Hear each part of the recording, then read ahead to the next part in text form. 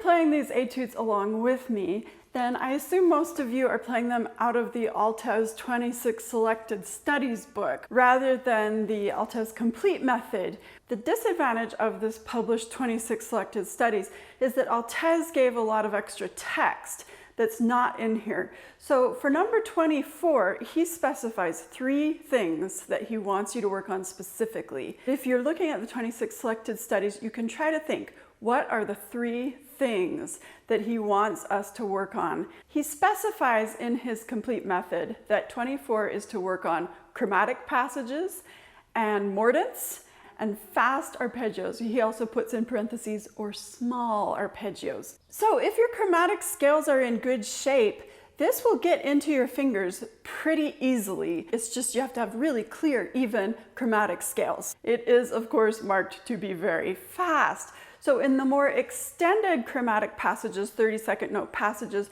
I would be sure that you designate some beats as little rhythmic anchors.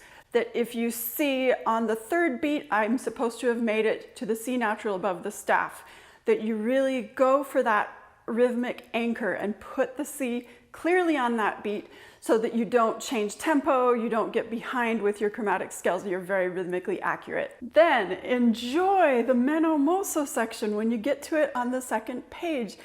This is one of the few places that Altès does not give us a metronome marking. So I would say take your own sweet time, don't go too fast, make sure your arpeggios are very, very clear. Of course, this is the section where what he mentions about fast arpeggios and small arpeggios, we have them throughout, they're everywhere here. The priority is getting those crystal clear. Once you've done that, then worry about speeding it up more. In the last few lines, before you reach the DC al segno, there are 2 or 3 little typos, but one of them is a major typo that you need to watch for because, again, in the 26 Selected Studies, it says here, tempo 1.